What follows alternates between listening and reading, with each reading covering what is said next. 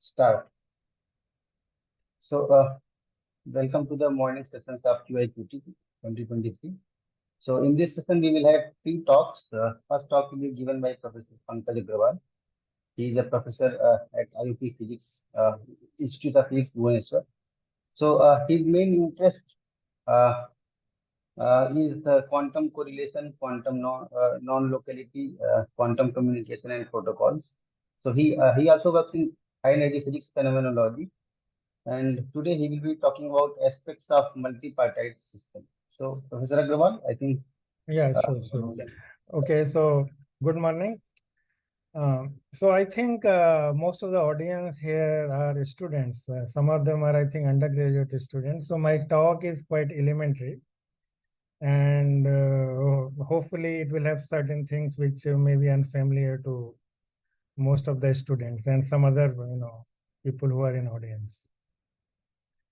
So, okay, so I will be talking about some aspects of multipartite system. Okay. So, first introduction. So, as we all know that quantum information methods, they are finding application in a wide variety of areas. So, in particular, this phrase quantum entanglement seems to be playing a role not only in different branches of physics, but also, beyond physics. Okay.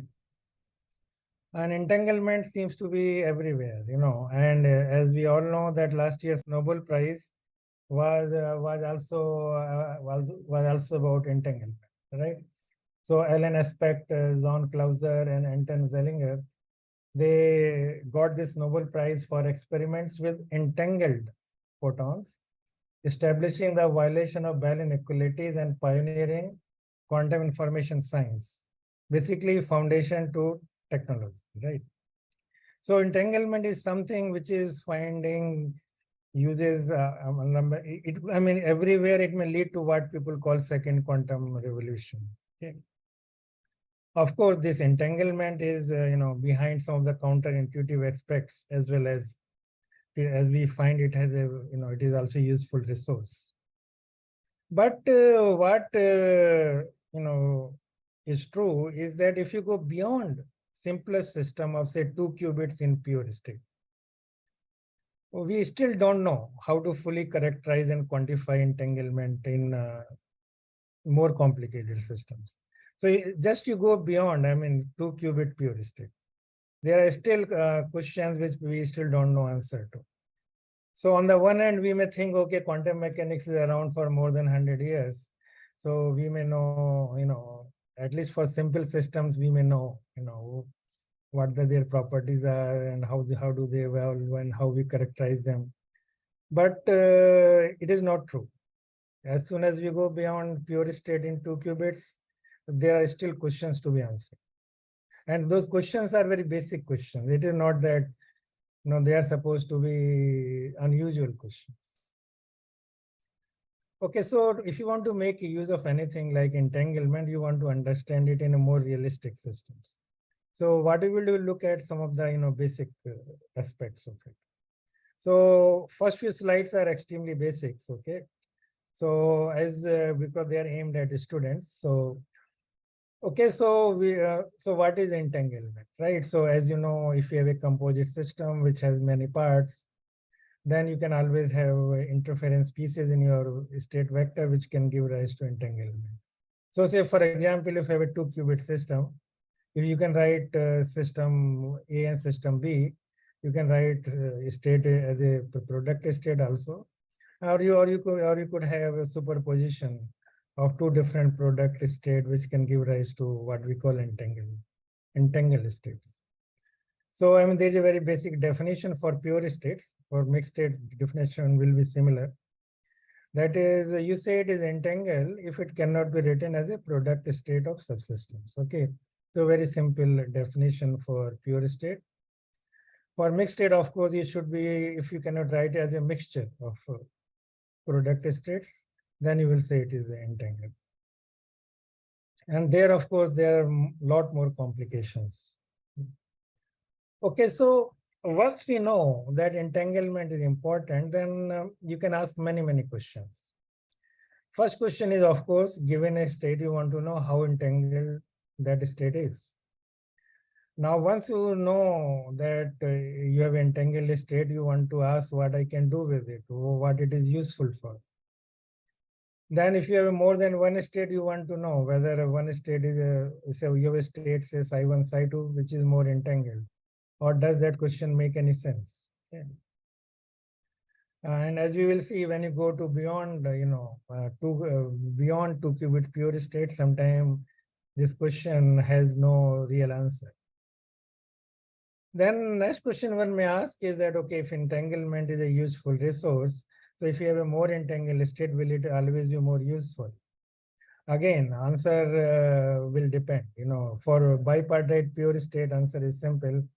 But as soon as we go beyond it, answer is again, not that straightforward.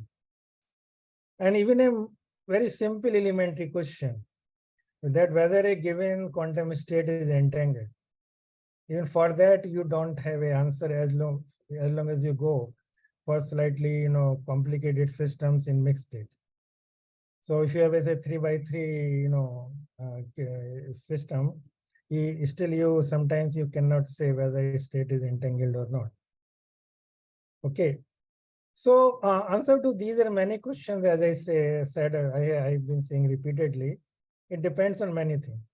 First, whether your system is in a pure state or a mixed state, your system is bipartite or multipartite, or whether we have a qubits or high dimensional systems. Okay. So as I've been keep saying, for bipartite system in pure state, you can answer lots of questions. Okay. Especially for a simpler one, which are a 2-qubit system. Okay. So now suppose, okay, we have a 2-qubit system. Okay, so now here you can write down a most general state, right? So you have these 4 terms because your Hilbert space is 4-dimensional. Okay, so you can write this alpha 1, 0, 0, alpha 2, 0, 1 plus alpha 3, 1, 0 plus alpha 4, 1, 1, which you can normalize, and these alphas are complex numbers, right? So you may think a state is okay. Also, it has so many parameters. So it, to description of this state may not be that straightforward either.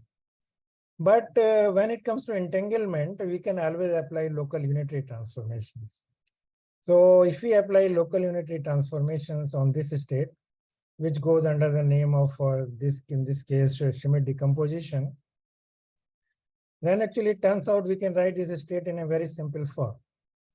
So this state psi, I can Schmidt decompose, and I can write into like this lambda 0 square root 0 0 plus lambda 1 1 1. Of course, these 0 and the 0 in my first line, they are different. Okay, because you make a unitary transformation on the basis states also. So this 0 in this Schmidt decomposition is some kind of superposition of 0 and 1 of the line 1 state. Okay, so now if you look at this state, it has only one real parameter. Okay, so characterization of 2-qubit pure state is simpler, and it is not difficult at all. Right, and it has to do with this. You have only one real parameter to characterize the entanglement of a 2-qubit pure state.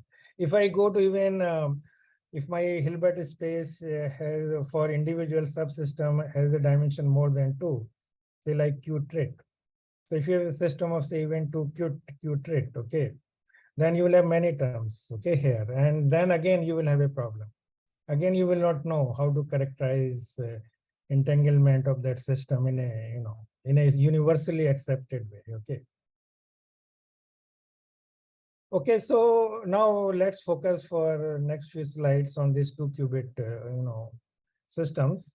So here we know how to characterize it entanglement. There is just one parameter. There are many measures. More popular one which we talk about are this von Neumann entropy and concurrence. Okay, so for a 2-qubit pure state, one can order a state according to the value of any of these measures, like von Neumann entropy or concurrence, or you can take some other your favorite measure.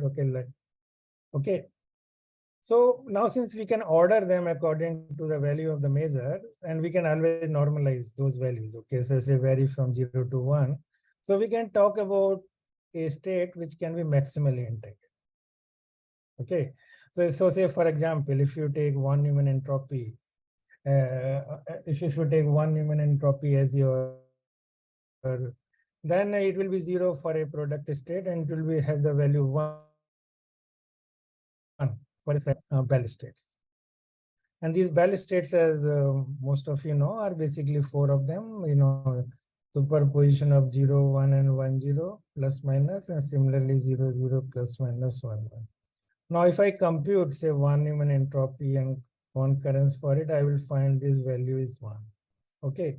So if if my resource state belong to, say, 2-qubit systems, and this resource state is a pure state, then these are our best resources, best states. And whenever you learn about very simple protocols, your resource is always a Bell state. Okay. Okay, so I think I will skip. This is just about entropy, one Newman entropy. This is just look at one of the subsystems and calculates its entropy, and that will give you the entanglement of the state. Okay. Okay. So similarly, you can have this concurrence, which was defined also, which I think most of you may know. So I am not going over it. Main thing to just take it from here is that if you have a state which is Schmidt decomposed, then your concurrence will be basically 2 square root of lambda 0, lambda 1. Okay. Okay.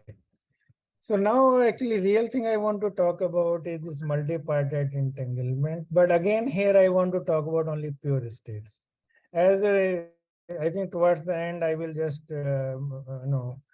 discuss that 2-qubit mixed states. Okay, even their entanglement is a very complicated story, even those systems. So if I go to multipartite mixed state systems, their story will be, even more complicated than any of the systems that we will be discussing today. Okay, so as I just mentioned, if you go to multipartite system, then by definition, the system has many particles. Now, as soon as we go beyond 2-particle system, right? So you could have defined subsystem in many different ways. Okay, and this subsystem then can entangle also in varieties of ways. And this is why characterization of entanglement of the system as a whole is difficult. You can have an overall characterization, then you could have some you can have some fine-grained characterization also. Okay, you can use one quantity, you can use a vector of quantities. So it is not something a universally well-defined quantity which you can always use to characterize. Unlike 2-qubit pure state, where I can use many quantities, including one Newman entropy of a subsystem or concurrence. Okay, so when I come to multipartite systems, then their entanglement, as I said, can be more complicated. Also, there you can talk about some genuine multipartite entanglement. Okay, because you could have entangled states which are the direct product of entangled states of subsystems. So say, for example, if you have a system with 4 particles, you could have particle A and B are entangled, particle C and D are entangled. But A, B, and C, D, they are in product state. So you don't have here what we may call genuine multipartite entanglement. Okay. So as I was just emphasizing from the beginning, that is one of the important problem we have is to understand this nature of entanglement of this multipartite case. Okay. And of course, as soon as you have multipartite systems, you can do a lot more with entangled multipartite system than you can do with only bipartite systems. Okay, because now you have many particles which can be with many different parties. You can have a basically network. Okay,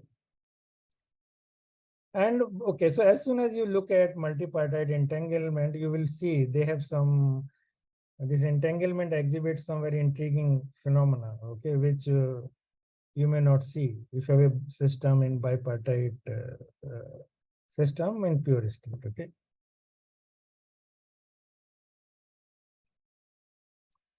Okay.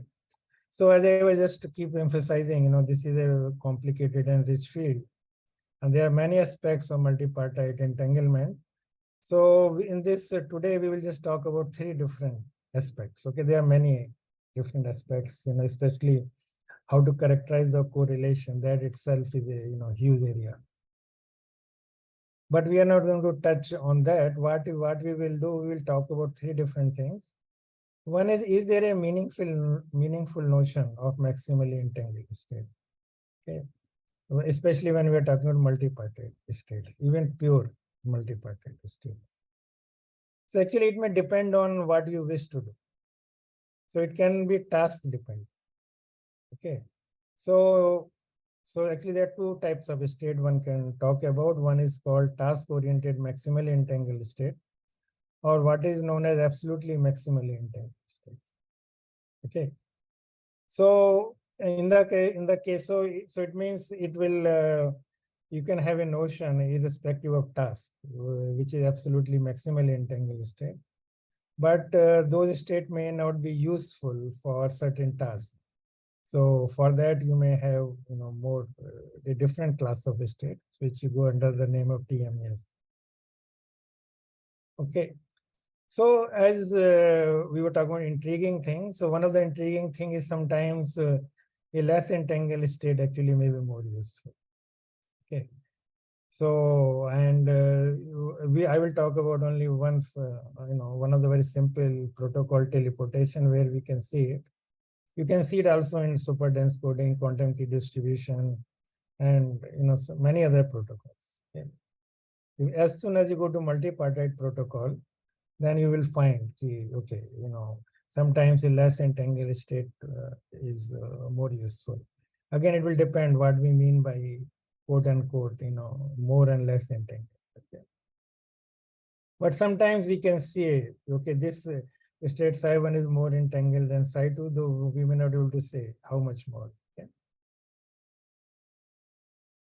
okay, and as we will see, some of these things depend on sometimes you need a specific amount of entanglement to carry out a particular task. So if you have an entanglement is more than that you need, you may not be able to carry out that specific task. And a third aspect, which we will talk about, a different classification. Okay. Say, for example, if you want to talk about 3-qubit states, all of you are familiar with W state class and GSZ class, right? And these classes are useful because sometimes, but they are these classes are because of certain, this classification uses what we call SLOCC, right? So if SLOCC is relevant to what you want to do, then this classification will be useful. Okay. And this is stochastic local operation and classical communication. But if that is not something which your task requires, then this particular classification may not be useful. Okay. So as we will talk towards the end, that when we think of especially communication, then sometimes you will find you can do certain communication using GSZ, some GSZ and some W state, but not with other GSZ and W state. So it means this classification of GSZ and W doesn't serve any purpose, when it comes to some of the communication protocols. So then one can think of some other ways of classifying, and depending on what property of the state is useful for that particular protocol. Okay, so suppose SLOCC is not relevant, but some other property of state is relevant, then you can classify state according to that property. Okay, so we'll talk about other useful classification, which will be more useful for communication. Okay, so now let's talk about these maximally entangled states. So as we know, this for for a bipartite state, we have already seen, right, that Bell states are there, which we can say are maximally entangled state. Okay, you can use any measure, von Neumann entropy and any other. A thing is, this measure maps a bipartite state to a real number. So one can order the state according to these real numbers. So, or this von Neumann entropy, because there is a mapping it to just a one real number. Okay, and state is characterized by also one real number only. Okay, in multipartite also you can map your state to a number, but then because your state has many parameters, that mapping may not be unique. Okay, and depending on different measure, you will have a different mapping. So you will not have a universal notion of a maximally entangled multipartite state. Okay, so because of the existence of a suitable entanglement measure for a bipartite system, we do have this concept of maximally entangled state. So von Neumann entropy is 0 for the unentangled system, and it is 1 for maximally entangled system. Okay, so as I was just keep repeating again and again, that is for, if you go, as soon as you go beyond bipartite, I would say even you go beyond bipartite pure state, you may not have a consensus. Okay, that what you may call a maximally entangled state. Okay, so as soon as you go to multipartite, as we discussed, that is, you could have many different subsystems. So you could have a multiple bipartite, tripartite, or even higher entanglement. And so sometime one may argue that one number, this mapping of the state to one number may not be very suitable to characterize these states. It is when you may be using a state as a whole, maybe where you can quote unquote some, certain values of bipartite or tripartite entanglement values, only then this mapping to one number may be useful. Otherwise, you may need to do some fine-grained, characterization, and then you will have a set of numbers, okay, to characterize such states. Okay. So let's talk a bit more about this maximally entangled states. So, okay, so for a 2-qubit system, as we have discussed, there are Bell states, there is no ambiguity about it. And then by using LOCC, that is local operation in classical communication, any 2-qubit state can be obtained from these states. Okay. In the case of multipartite case, we have a multiple notions, as we have talked about, TMES or AMES. Now, what is the meaning of, say, AMES? So suppose you have all of a subsystem have maximally allowed entropy. Okay. So for example, as you know, if you have a 1-qubit system, maximum can be 1, 2-qubit system, 2, and so on. So in case you have a 3-qubit system as a whole, and then you have a 2-qubit subsystem, it can have a maximum entropy of 2. Okay. So if you have a 3-qubit subsystem, it can have a maximum entropy of 3. So if you have a state system is in an AMES, then all of its subsystems, so suppose you have a 4-particle system, you have a 1-particle subsystem, 2-particle subsystem, and 3-particle subsystems, right? Then all of them will have maximally allowed entropy. Okay. Now, okay, so for the case of 3 qubits, okay, sometimes you may say GSZ is AMES because although subsystems, we are talking about again pure state only. In GSZ case, individual qubits have entropy 1, but because of it has only 3 qubits, so even 2-qubit subsystem is allowed to have only entropy 1 at most. Okay. So in that sense, it is the AMES. Okay. For a 4-qubit system, actually, it has been shown that there is no AMES. Because here in principle, if a state is the AMES, then not only all individual subsystem can have entropy 1, but all 2-qubit subsystems should be able to have entropy S2. Okay, but it will turn out there is no such state. It has been shown that there are AMES for 5 and 6-qubit systems. Okay, And it has been shown that for 8-qubit subsystem and also 7-qubit subsystem, there is no AMES. Okay. So sometimes we may want to look if AMES is useful, you may want to see state which are close to it. Okay, so you have this only for 5 and 6 and also 3. So this is about AMES. Okay. Now we can talk about TMES. Okay. So as I keep repeating, we don't have an analog of Bell state. Okay, for multipartite case. Okay, there may exist a global maximum relative to a specific entanglement measure, but the state with such a property may not be most suitable for most tasks that one may envision. Okay, so this brings us to this notion of task-oriented maximally entangled state. Okay, so these are those states which are maybe suitable to carry out a specific task maximally. Okay, so you have to then define what you mean by maximal task, right? Only then you can say whether a given state can carry out that task maximally or not. Okay, so what we mean by task? I mean, this task is obviously for us, it can be some kind of communication-based task, or it can be just a violation of Bell inequality and doing some other, quantum information processing. Wherever quantum information processing is involved, you have a task. So, Okay, so what we will do, we'll discuss this TMES for a, for a very simple, communication task. But since most of you are supposed to be knowing about teleportation, dense coding, etc., so I will very quickly go over. But because our goal is to talk more about multipartite. Okay. So as we will see in a while, that in the case of 3-qubit, GSZ is TMES for a number of tasks like teleportation, superdense coding, secret sharing, and even for, in the case of multipartite cryptography.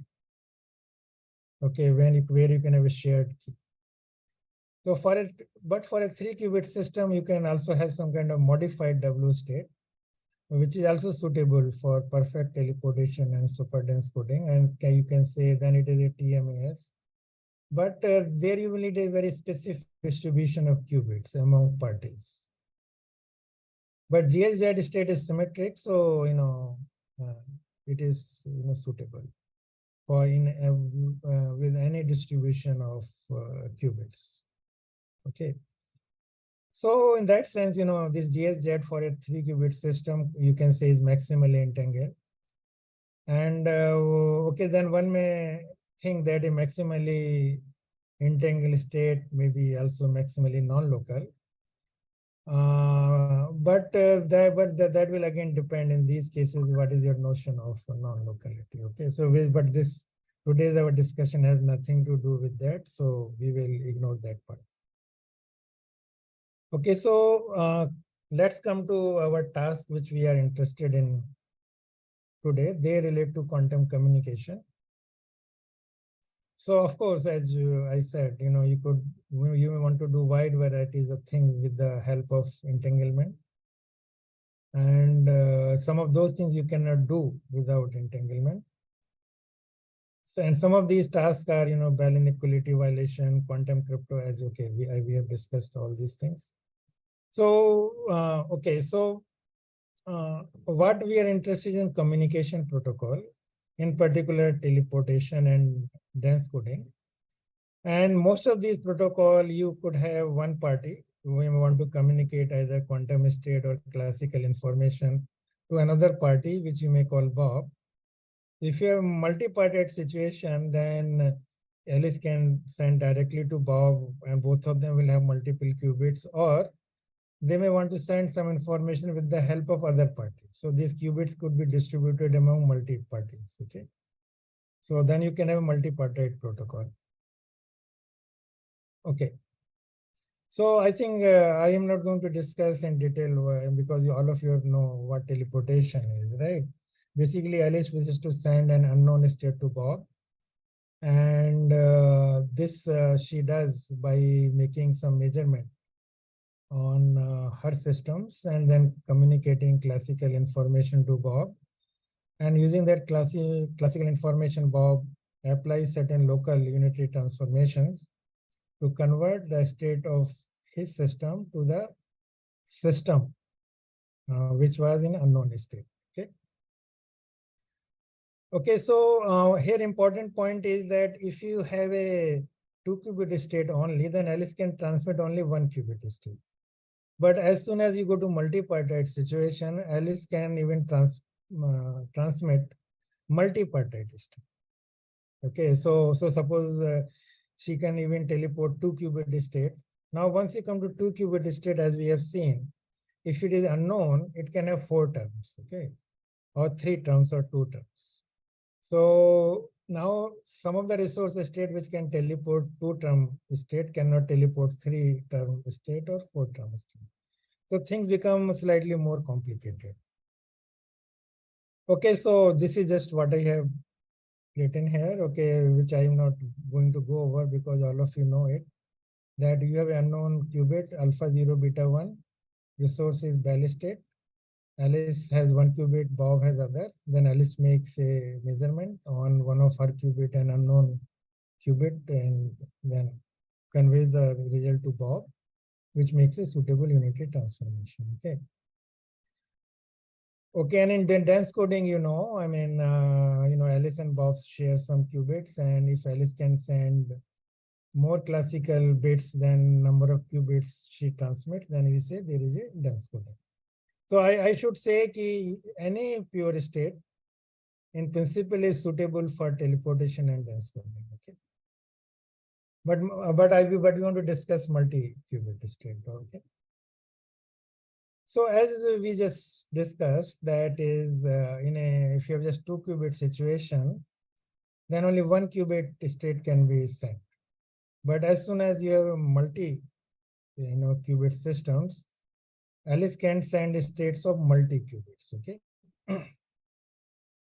So okay, and not only that, but this state can have many different terms. Okay, so suppose you have a 6-qubit resource state. Okay, so then Alice can actually transmit an arbitrary 3-qubit state, but its arbitrary 3-qubit state will have 8 terms. Okay, but sometimes he may be interested in teleporting a state with fewer than 8 terms. Then the resource state which may be useful need not be as entangled as for arbitrary 3-qubit. Okay. Okay, so now here we define what we mean by maximal teleportation and super dense coding. Okay, so what do I mean by maximal teleportation? So suppose you have an n-qubit state, as a resource state, it will allow us to teleport an unknown n by 2 qubit state when n is even and n minus 1 by 2 when n is odd. So if you have 5-qubit resource state, it can be used to teleport at most a 2-qubit arbitrary state. But if it has 6, you can do 3. Similarly, in dense coding, you can schedule to send by n by 2 qubit double the number of classical bit, and n by 2 qubit then n c bits. And if you have an odd number, then n by 1 plus by 2 qubit should lead to lead to n c bits. Okay. Okay, so here I want to talk about, maybe before I talk about one theorem, okay, just 1 minute. Okay, condition for, since there is a theorem which tells you when teleportation is possible, and as you will see in the earlier slides, that this thing works. Okay, so question you want to ask is, you have an n-qubit state, right? And this state may not have all terms 2 to the power n, it may have only say m terms. Okay, so as I just explained, suppose you have a 3-qubit state, you could have 8 terms, but the state which you want to teleport need not have 8 terms. Okay, then question you want to ask is, what kind of resource state is needed for exact? Exact means unit probability and unit fidelity. Okay, or in reverse, you can ask, if you are given a resource state, what you can teleport using this resource. Okay. So answer to this question, without proving, I am giving you here. Answer is that if you wish to teleport a n-qubit state with m terms, okay, then we should be able to distribute your resource state qubits in such a way that Bob's n-qubit should have entropy as log 2m. This is a key point. Okay. So if you want to teleport a state with m terms, whatever subsystem Bob has, it should have entropy as log 2m. If that is not the case, then you cannot do exact teleportation, okay, of that particular state. So if you are given a resource state, you can calculate entropy of all partitions, and whichever partition gives you entropy as log 2m, that partition you can use to do the teleportation. So I have come to this slide just to tell you about this thing. Key theorem says that you need an entropy of log 2m, because that will help you understand many things.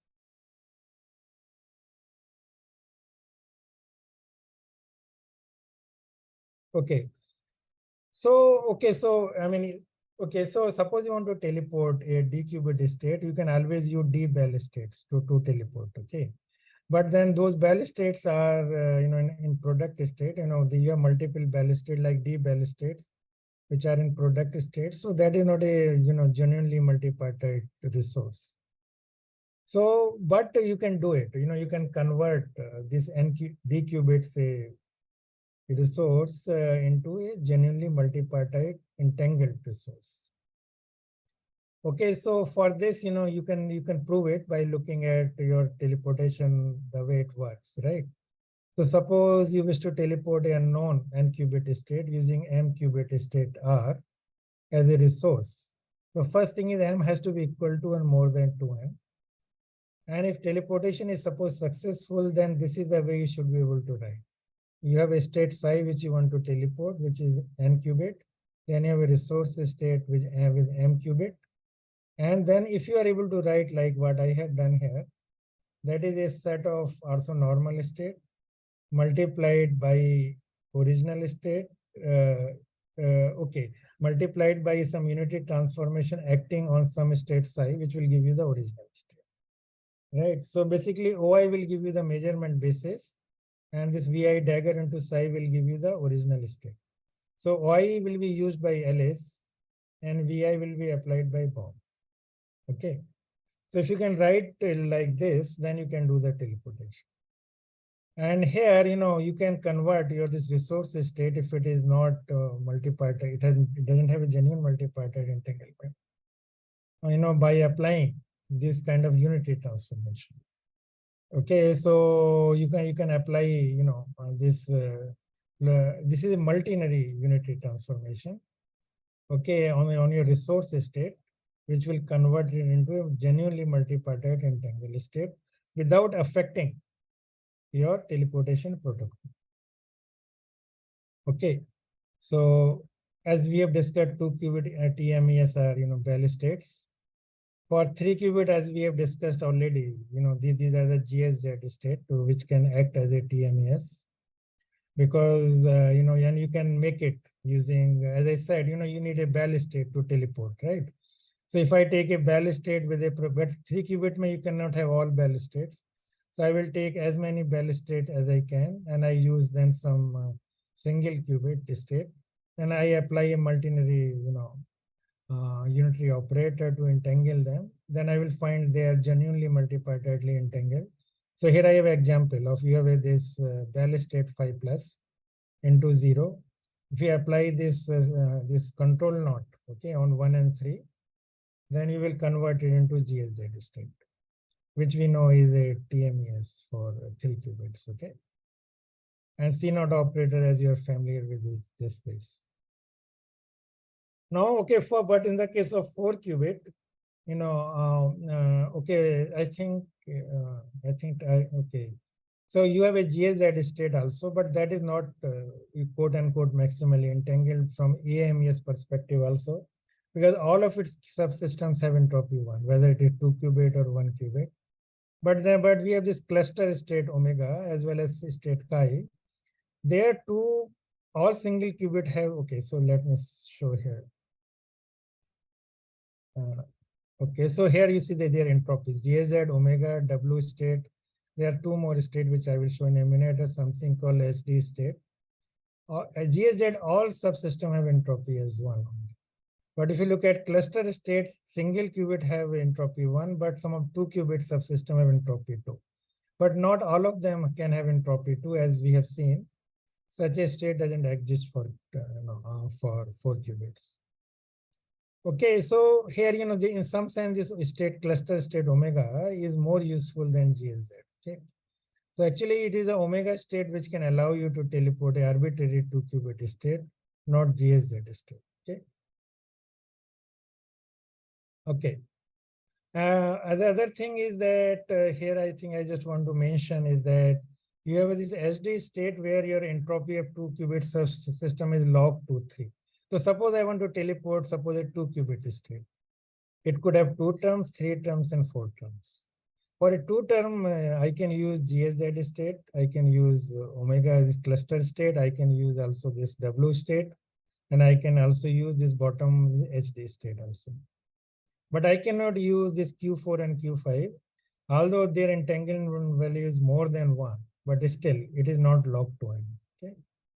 So for single like alpha 00 plus beta 11, I can do by GSZ, omega, W, and HD. But if you have 3 terms, then I can do only with HD, which has log 2, 3, as well as omega state when subsystems have entropy 2, and so on. So here you see another phenomena, which is goes under the name of this less is more, because more entangled state like Q4 and Q5, they are often less useful than like GSZ state or even this W state. So this GSZ state, as 4041, W, all this just 1, 1, 1, 1. This is one of the form of cluster state. These are Q4, Q5 are some other state which have been chosen just to show less is more. And SD is a state which is 2 qubit subsystem have entropy log 2, 3, which allows you to teleport even 3 terms state. Anyway, so this is what I want to talk about is actually more about okay, this a different classification. Okay. Okay, so as I was mentioning to you, for 3 qubit pure states, from communication point of view may not be same as SLOCC point of view. So from SLOCC point of view, we have 2 genuinely entangled classes, GSZ and W. But as I was mentioning, that this is not a suitable classification from, say, communication point of view, because some GSZ can be do for teleportation, some W can be used, but other GSZ cannot be, other W cannot. Okay, so with this classification has no value as such. Okay, okay, but as I have argued by this theorem, what is important is the entropy of subsystems. Okay, for teleportation at least. This may not be true for dense coding. So I can classify according to entropy of the subsystems. Okay. So let's talk about 3 qubits. So if I want to have all the individual qubits to be maximally mixed, okay, to have entropy 1, they have to be maximally mixed. Okay, that's what I mean by MMM, maximally mixed. So for that, our example is GSZ. Okay, now this is the best resource when it comes to 3 qubits. Okay, all individually qubits are maximally mixed. But you could have another class of, okay, so this is useful for wide varieties of things, right? As I said, you can do single qubit, 2 qubit with 2 terms, you can do even dense coding and all that. But I want to show you some 2 other states. Okay, now this is another state, which is where 2 of the qubits are maximally mixed. Okay, so here we have just one parameter. So this is root P, 5 plus is a Bell state, 0 plus square root of 1 minus P, 5 minus. So suppose 5 plus is 0, 0 plus 1, 1. phi minus is 0, 0, minus 1, 1, okay, into 1. So this is a state. This is another, so you had M state. Now you have M state. So any third qubit is not maximally mixed, but first two qubits are maximally mixed. Okay. So again, this state can be useful for many things. In particular, it can be used for teleportation as well of alpha 0 plus beta 1, 0, 0, 1, 1. It can also be used for, what we may say, many multipartite protocols. Okay. Only thing is you have to distribute your qubits in such a way that right party has a maximally mixed qubit. Okay. So unlike in the case of GSZ, sorry, yeah, unlike in the case of GSZ, where this triple M state, where you don't have to worry about distribution, you have to worry about distribution when you come to MMN state. Okay. So here, right party has to have this maximally mixed state. And this is a parameterization of a arbitrary MMN state. And this has this one parameter. Okay. And of course, you can apply local unitary transformation to convert into some other, equivalent state from entanglement point of view. So you could have all maximally mixed, two maximally mixed. This is a general parameterization. Then you can go to, okay, but one thing I should mention that this state, triple M is GSZ state anyway. This double MN is also a GSZ class state. As you know, you can calculate 3 tangle, and that will tell you whether state belong to GSZ class or W class. And if you do it, you will find for all values of P, this state belong to GSZ class. But then you can go to a state which has only one maximally mixed qubit. You may call it MNN. Okay. And here I have done this parameterization of this state where you have basically three parameters. Okay. So this is again, by applying local unitary, you can convert into other forms. Okay.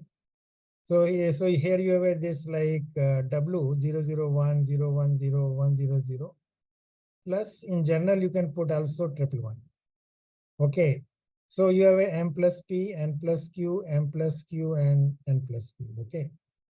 And here you will find that first qubit is maximally mixed. You can calculate the entropy. You will find it is 1 for first qubit, but other 2 qubits are not maximally mixed.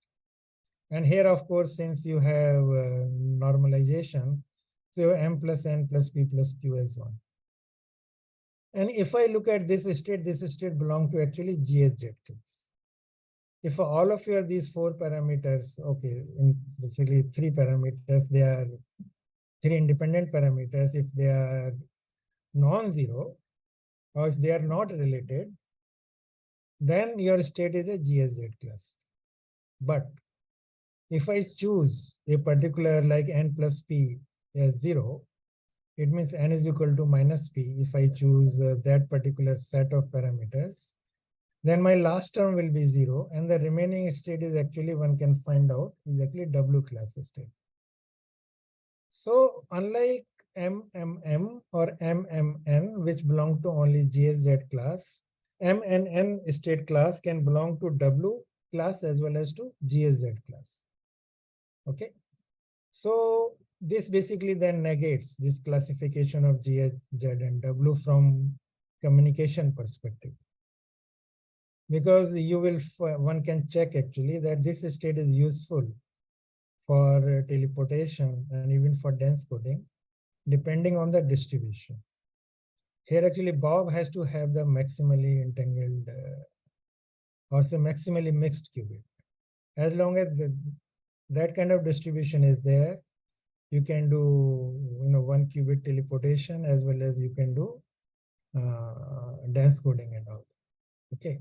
So in that way, and then of course you could have a N, and in none of them are maximally mixed. Now for that, as you know, then there will be 5 parameters. There is this SN parameterization, right? So you can write a state with 5 terms, and which will have 5 parameters. Okay. In that case, one of the parameter has to be a phase, because when you have more than 4 terms, you cannot remove phase by local unitary operations.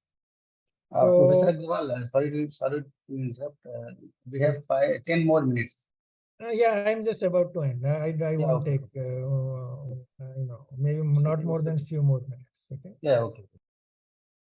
Okay. So anyway, so this is a different classification, which is from the point of view of communication rather than SLOCC point of view. You have a state MMM, maximally mixed, maximally mixed, maximally mixed.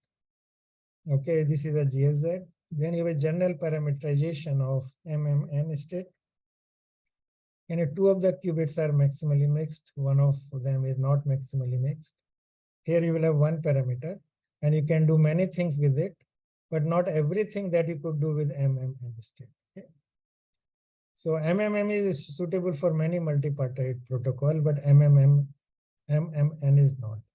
But still MMN is still suitable for many protocols. Okay. So now if I go to then third, third is general state in this classification is MNN. And only one is maximally mixed. Then I have 3 parameters, and I could have a GSZ class state with this, or if I can make one parameter disappear, then I will have a W class state with 2 parameters. Again, as I said, this state is suitable for some kind of teleportation also and dense coding also. And then fourth class here will be NNN. So there are 4 classes: MMM, MMN, MNN, and NNN. NNN is the most general state, okay, which you can write, and which is the ISM, parameterization you can write. Okay? So this is a different classification compared to which is useful from the communication point of view. Okay, so I'm going to skip this, thing. Okay. So, okay, let me just say very briefly about 2-qubit mixed states also, because I told you in the beginning, as soon as you go beyond 2-qubit pure states, things are not that straightforward. Okay. So now, so we can see even the very simple case of 2-qubit mixed states. Okay. Now, as you know, from the non-locality point of view, you have a phenomena of hidden non-locality also, which has its own issues, its own complications. But since we are talking about communication here only, so actually, so you can write a mixed state. Okay, it will have 15 parameters.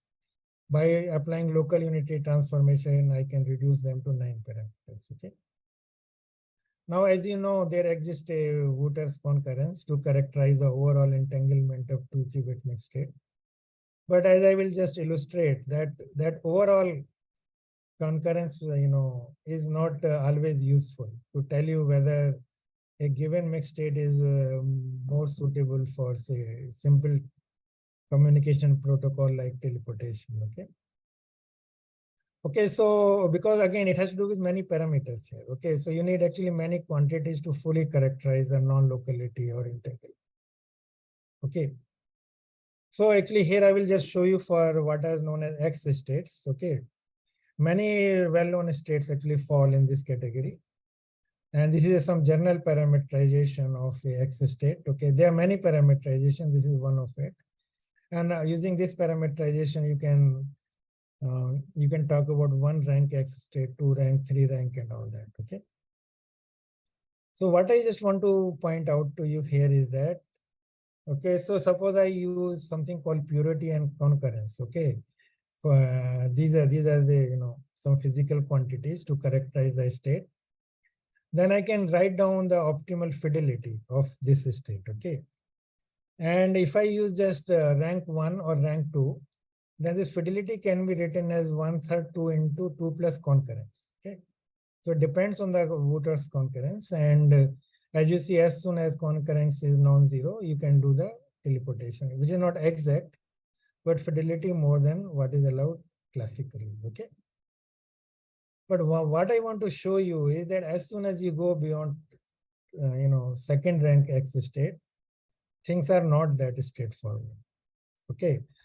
So, okay, so like here you see fidelity changes monotonically with respect to functions or parameters. Okay, which characterize, non-local classical or quantum properties. But as we will see, this concurrence may not be enough. Okay. So suppose I take a, what is known as third rank X state.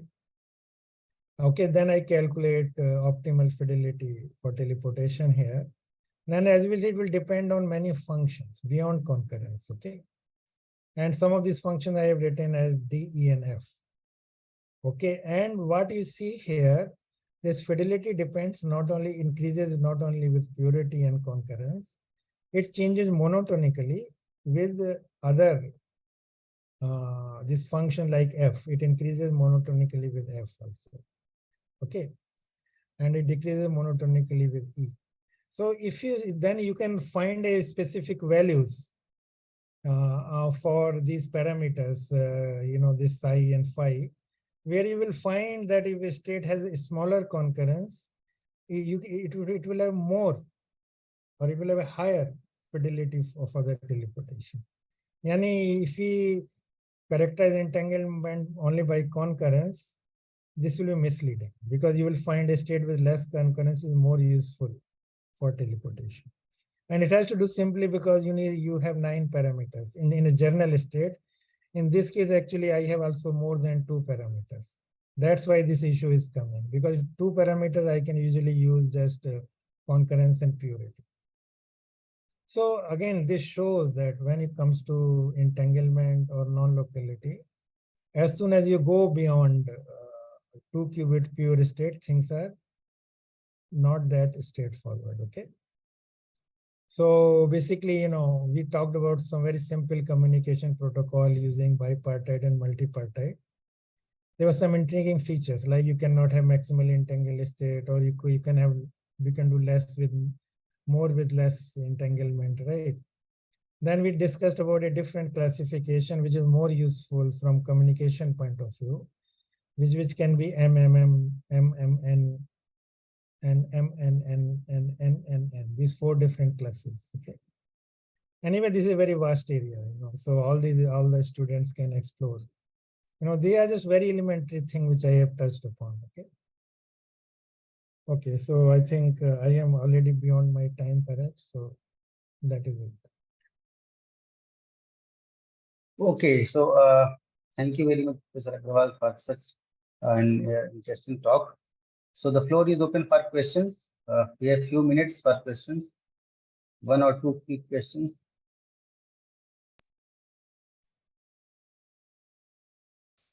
Yeah, I have a small question. Yeah. Okay. Yeah, Okay. you see, Pankaj, very nice and very clear illustration. And so, this 4 qubits case, there was a classification based on SL2C plus SL2C. Right, They right, looked right, very deep mathematics. I still don't understand that thing quite clearly. right.